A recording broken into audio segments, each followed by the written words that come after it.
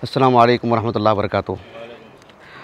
मोहतरम मुशाहिदीन, आज हम लोग 23 सफ़र 1443 हिजरी बरोज़ जुमा नांदेड़ का ये इलाक़ा है।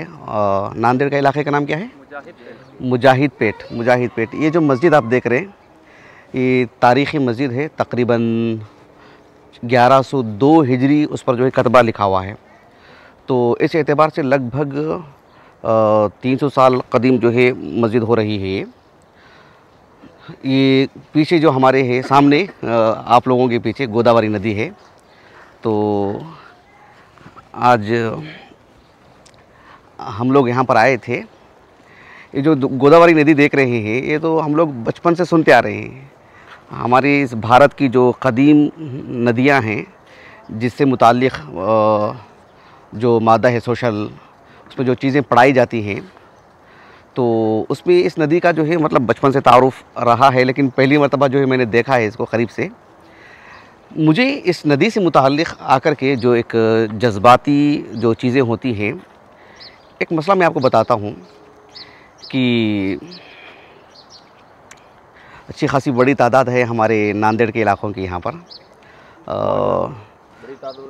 तो नहीं ठीक है। एक मसला समझिए आप कि कुरान मजीद में अल्लाह सुब्हानहू व तआला ने जन्नत का जो तारुफ़ करवाया है बहुत ही फैला करके है। बेशतर आयात हैं, अहादीस मुबारका हैं।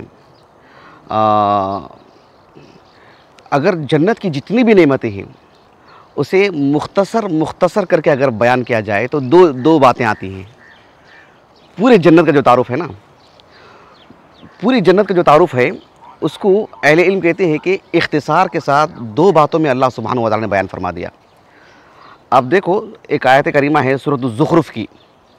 अल्लाह ताला ने फरमाया कि वफ़ीहा मा तश्तहीहिल अनफुसु व तलज़्ज़ुल अयुन। दो बातों में पूरी जन्नत का तारुफ़, यानी वफ़ीहा मा तश्तहीहिल अनफुस व तलज़्ज़ुल अयुन। जन्नत की जितनी भी नेमतें हैं उसको अल्लाह ताला ने दो हिस्सों में तकसीम की। एक वो जिसे इंसान देखता है, जैसे जन्नत का महल है, वो खाने पीने की चीज़ तो नहीं है ना। जन्नत की जो लिबास हैं, मलबूसात हैं, वो खाने पीने की चीज़ें तो नहीं है ना। तो इसका मतलब ये हुआ कि जन्नत का एक हिस्सा वो है जो हमारी आँखों को ठंडक पहुँचाता है, जो आँखों को लज्जत पहुँचाता है, जिसे इंसान देखता है अपनी आँखों से। जन्नत का एक हिस्सा वो है जिससे उसका जो नफ्स है, उसकी जो ख्वाहिशात हैं वो पूरी होती हैं।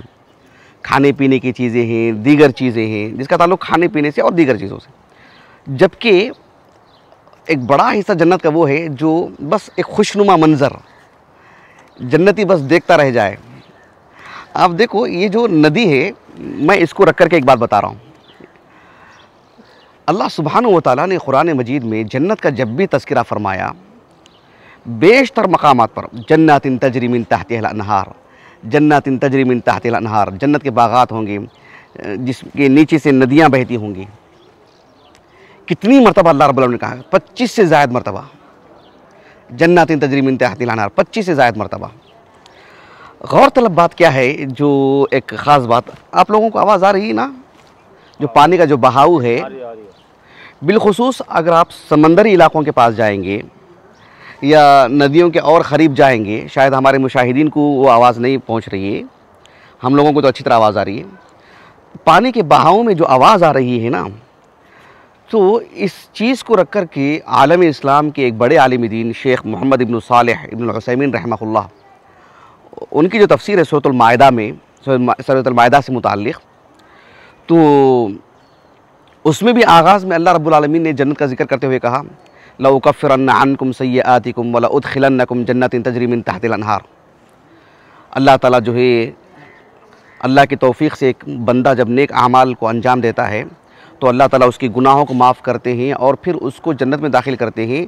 कहा कि जन्नातिन तजरी मिन तहतिहा अनहार। उस आयत करीमा की तफसीर में कहा कि जो जन्नत की जो दो तरह की नेमतें हैं, एक वो जो इंसान खाता पीता है और लुत्फ़ अंदोज़ होता है, फिर एक वो हिस्सा जन्नत का जो खुशनुमा मंज़र है, जो उसकी आँखों की ठंडक का ज़रिया है। तो उसमें इस आयत करीमा के बारे में कहा कि अल्लाह ने जन्नत का तारुफ करवाते हुए बार बार ऐसा क्यों कहा, तजरी मिन तहतिल अनहार, तजरी मिन तहतिल अनहार, कि नीचे से नदियाँ बहती होंगी। इसलिए कि एक तो ये देखने में मंज़र बड़ा खुशनुमा रहता है, दूसरी बात उसमें जो पानी के बहाव में जो आवाज़ आती है, उस आवाज़ से भी जो है मतलब दिल बहुत मुतमईन हो जाता है, दिल खुश हो जाता है उस आवाज़ की वजह से भी। तो कहने का मकसद ये है कि बहुत सारे आप लोगों को देखो जो समंदरी इलाक़ों के पास आप देख सकते हैं, जो लोग बैठे हुए रहते हैं, आप उनसे पूछो कि वो आते हैं यानी अपने नफ्स के मतलब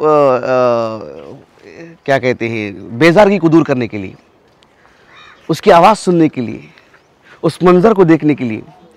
और पानी का बहाव जो होता है समंदर के साहिल समंदर में जो आवाज़ आती है, उससे वो लुत्फ़ अंदोज़ होते रहते हैं, उससे उन्हें इत्मीनान होता है। उनकी ज़िंदगी में जो मलल था, जो बेज़ार की थी, जो बेचैनी थी, वो दूर होती जाती रहती है और मंज़र भी अच्छा रहता है, आदमी अपने गम भुलाता है। जन्नत में तो कोई गम तो नहीं है, नेमतें ही नेमतें हैं। उसमें से एक इस तर्ज़ की नेमत भी कि आदमी उस मंज़र को देखता रहे जो नदियाँ बह रही हैं और उसकी आवाज़ से भी जो है वो लुत्फ़ अंदोज़ होता रहे, जो दुनियावी एतबार से हमारे लिए कितनी एक अज़ीज़ चीज़ है। ये जन्नत में तो वो मुस्तकिल एक नेमत है। तो ये चीज़ें जब हम अपने आँखों से मुशाहदा करते हैं, क़रीब जा कर के देखते हैं, तो इन बातों पर यकीन हो जाता है, यकीन बढ़ जाता है।